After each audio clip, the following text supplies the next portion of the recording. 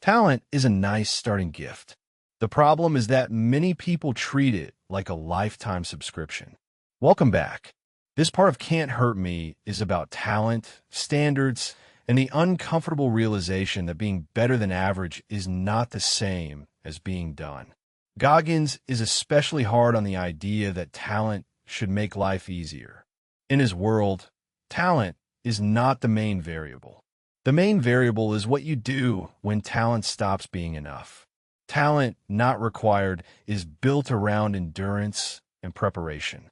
Goggins enters events and environments where natural ability is quickly exposed as only one ingredient. In long-suffering, talent gets tired too. Talent has bad days. Talent gets cramps, doubts itself, and starts wondering whether there's a snack table nearby.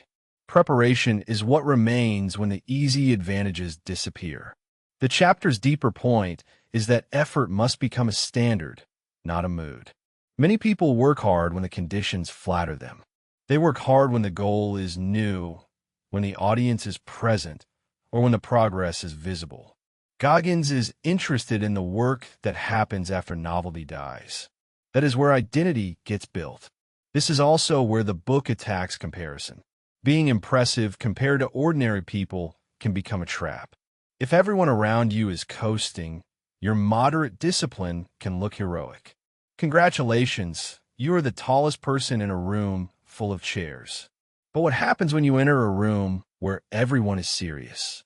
That is the doorway into uncommon amongst uncommon. The phrase means that the standard rises with the environment. It is not enough to become disciplined compared with the average.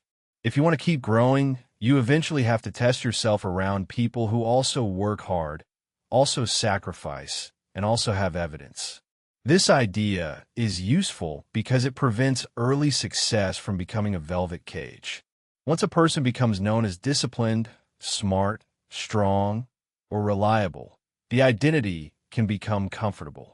People praise you. You believe them. Then you quietly reduce the standard while keeping the reputation. Very human. Also very dangerous. Goggins' answer is to keep finding the next edge. Not for applause, and not because rest is evil, but because the mind is excellent at lowering standards when left unsupervised. The phrase uncommon among uncommon is a form of supervision. It asks, are you still growing, or are you just famous in your own head? The chapter also highlights private standards. Goggins is interested in what you do when nobody is watching, because that is where the real standard lies. Public discipline can be performance. Private discipline is harder to fake. You know whether you cut the corner. You know whether you had more. You know whether you stopped because the mission was complete or because comfort offered a convincing closing argument. This does not mean every person should copy Goggins' physical extremes. That would be a lazy reading of the book. The transferable lesson is standard setting. If you are a student, what is the uncommon version of study? If you are a parent, what is the uncommon version of presence? If you're building a business, what is the uncommon version of preparation, service, and follow-through? Talent may open doors, but standards decide what you become after you enter.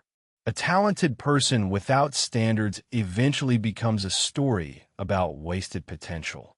A less talented person with relentless standards can become irritatingly hard to dismiss. History is full of both. One group gives interviews about what could have happened. The other keeps showing receipts. This part of the book is demanding because it removes a comforting excuse. If talent is not required, then lack of talent cannot be the whole explanation. That does not mean everyone can become anything. It means most people have not reached the edge they confidently describe as final. By the end of this section, Goggins is asking for a higher game. Do not merely escape being average. Do not merely become impressive to people who are not training. Raise the room. Raise the standard. Then keep doing the private work after the label starts sounding good. Thank you for watching. In the final part, the book turns failure into a tool and ends with a question that keeps opening the next door. What if? The final thought here is this: talent can make you visible, but standards decide whether you become real.